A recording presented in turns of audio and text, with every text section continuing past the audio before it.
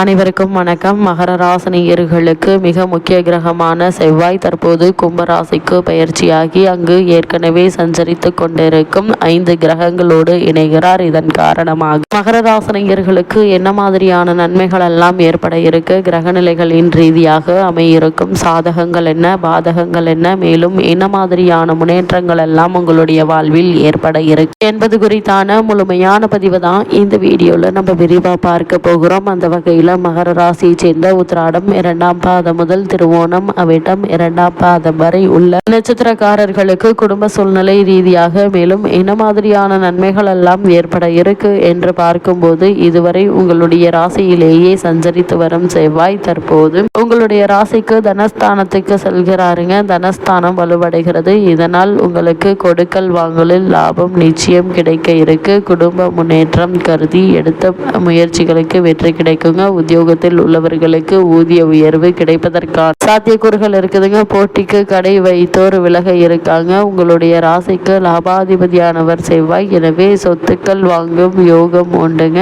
அதே போல இத்தருணங்கள்ல பாக பிரிவினைகள் சுமூகமாக முடிய வழி பிறக்க இருக்கு. தெளிந்த சிந்தனையோடு செயல்பட்டு அனைத்து முயற்சிகளிலும் நிச்சயம் நீங்கள் வெற்றி பெறுவீங்க என்பதுல எந்த ஒரு சந்தேகமும் இல்லைங்க. அதே போல் கூட்டு கிரக யோகம் செயல்படும் இந்த நேரத்தில் எதிர்பார்த்த ஒருவரின் உதவி நிச்சயம் உங்களுக்கு கிடைக்காவிட்டாலும் எதிர்பாராத இடத்திலிருந்து உங்களுக்கு உதவிகள் தானாக தேடி வந்து நிச்சயம் உங்களுக்கு கிடைக்கும் என்பதை கிரக நிலைகள் உறுதியளிக்குதுங்க. அதே போல் மகர ராசினியர்களை பொறுத்த வரைக்கும் மிக முக்கிய கிரகங்களான சூரியன், புதன், சுக்கிரன், சனி, ராகுவோடு செவ்வாய் இணைந்து கும்பராசியில் சஞ்சரிக்கிறாங்க. ஆகிய 6 கிரகங்கள் அனைத்தும் ஒன்றாக இணையும் போது மகர ராசினியர்களான உங்களுக்கு சில நல்ல மாற்றங்கள் உங்களுக்கு வந்தாலும் அஷ்டமாதிபதி சூரியனும் இணைவதால் தன விரயங்கள் ஏற்படலாங்க. அரசு வழி பிரச்சனைகள் தலை தூக்குவதற்கான வாய்ப்புகள் இருக்கு. அதிகார வர்க்கத்தினரின் பதவியில் மாற்றம் ஏற்படும் என்பதை கிரகநிலைகள் தெளிவுபடுத்துது. காரிய வெற்றிக்கு அதிக முயற்சி எடுக்குங்க. அதே போல் சூழல் உருவாக இருக்கு. உத்தியோகத்தில் திடீர் மாற்றங்களும் ஏற்படலாங்க. அனுபவஸ்தர்களின் ஆலோசனை உங்களுக்கு நிச்சயம் கை கொடுக்கும் என்பதை கிரகநிலைகள் மீண்டும் மீண்டும் உங்களுக்கு உறுதியளிக்குதுங்க. அதே போல் மகர ராசினியர்களுக்கு மேலும் என்ன மாதிரியான நன்மைகள் எல்லாம் ஏற்பட இருக்கு என்று பார்க்கும்போது, சுக்கிரன் உங்களுடைய ராசி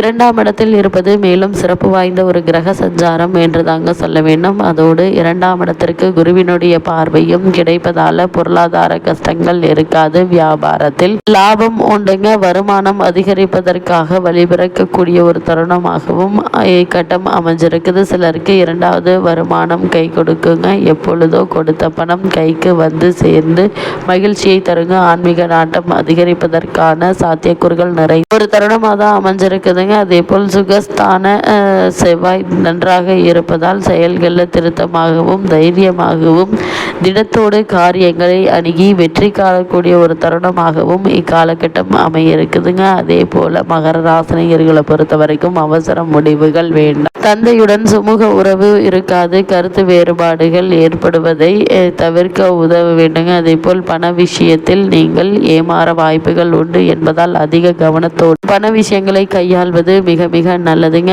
நம்பி கடன் கொடுத்து கஷ்டப்பட வேண்டாங்க. தவறான நபர்களின் பேச்சை கேட்டு முதலீடுகள் செய்ய வேண்டாம். 2ஆம் பூர்வீக சொத்து பிரச்சனைகளுக்கு நல்ல ஒரு தீர்வு கிடைக்க இருக்கு. 2ஆம் இடத்திற்கு செவ்வாய் வருவதால் பேச்சில் அதிக கவனம் செலுத்துவது மிக மிக அவசியம் என்பதை கிரக நிலைகள் மீண்டும் மீண்டும் தெளிவுபடுத்துதுங்க. அது மட்டும் இல்லாம இத்தருணங்களை பொறுத்த வரைக்கும் இக்காலகட்ட கிரக நிலைகளை ஆராய்ந்து பார்க்கும் போது இத்தருணங்கள்ல தனஸ்தானத்தில் சஞ்சரிக்கிறார் சனி பகவான்.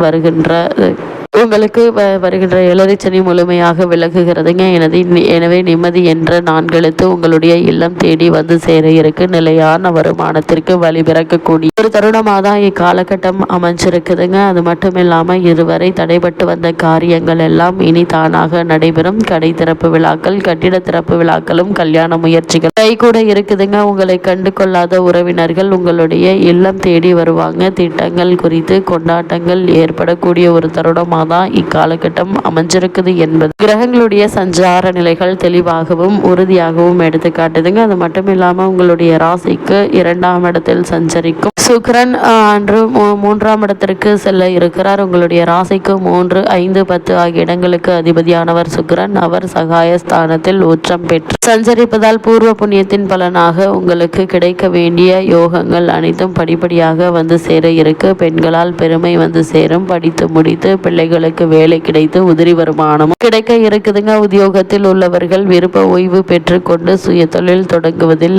ஆர்வம் காட்ட இருக்கீங்க. இதனால் பல முன்னேற்றங்கள் உங்களுடைய வாழ்வில் ஏற்பட இருக்கு. அதே போல் உங்களுடைய ராசிக்கு 2ஆம் இடத்தில் சஞ்சரித்து வரும் சனி பகவான் தற்போது 3ஆம் இடத்திற்கு செல்ல இருக்கிறார். இப்போது 7 சனி விலகிவிட்டதுங்க. இனி தொட்ட காரியங்கள் எல்லாம் வெற்றி தாங்க. தசா புக்தி உங்களுக்கு பதிலாக உங்களுக்கு பலமாக இருந்தால் நினைத்த காரியங்கள் எல்லாம் நிறைவேற இருக்கு. குறிப்பா சனி விலகும் நேரத்தில் குச்சனூர், திருநள்ளாறு, திருக்கொள்ளிக்காடு ஆகிய சிறப்பு தலங்களுக்கு சென்று வழிபட்டு வருவது நல்லது. விலகி சென்ற சொந்தங்கள் எல்லாம் விரும்பி வந்து சேருங்க. சனியினுடைய பார்வை பதியும் இடங்கள் எல்லாம் புனிதம் அடைகின்றன. அதன் விளைவாக பிள்ளைகளால் பெருமை சேர இருக்கு. பிரச்சனைகள் ஒவ்வொன்றாக குறையுங்க. நல்ல சந்தர்ப்பங்கள் இல்லம் தேடி வருங்க. அதே போல் நவநாகரீக பொருட்களை வாங்கி மகிழ இருக்கீங்க. சுபகாரிய தடைகள் அகல இருக்கு. கொடுத்த வாக்கை காப்பாற்றுவீங்க. பெற்றோர் வழியில் நிச்சயம் உங்களுக்கு ஆதரவு வந்து சேருங்க. தூர தேசத்திலிருந்து ஆதாயம் தரும் தகவல்கள் வந்து சேர இருக்கு. உத்தியோகத்தில் உள்ளவர்களுக்கு திறமைக்குரிய ஆதாயம் நிச்சயம் கிடைக்கும் என்பதை கிரகங்களுடைய சஞ்சார நிலைகள் தெளிவாகவும் உறுதியாகவும் எடுத்து காட்டுதுங்க. அது மட்டும் இல்லாம ஜென்ம ராசியில் செவ்வாய் சஞ்சரிப்பதால் உஷ்ண சம்பந்தமான பிணிகளால் உடல் ஆரோக்கியம் பாதிக்கப்படக்கூடும். வருமானம் போதிய அளவிற்கு இருப்பினும் எதிர்பாராத செலவுகள் ஏற்படுவதால் இக்காலகட்டத்தினுடைய கடைசியில் பணப்பற்றாக்குறை ஏற்படக்கூடுங்க. அதிக உஷ்ணத்தினால் உடல் ஆரோக்கியம் பாதிக்கப்பட வாய்ப்புகள் இருக்கு. எளிய சிகிச்சையினால் பூரண குணம் கிடைக்குங்க. இத்தருணங்கள்ல எடுத்தும் கௌத்தம் இல்லாமல்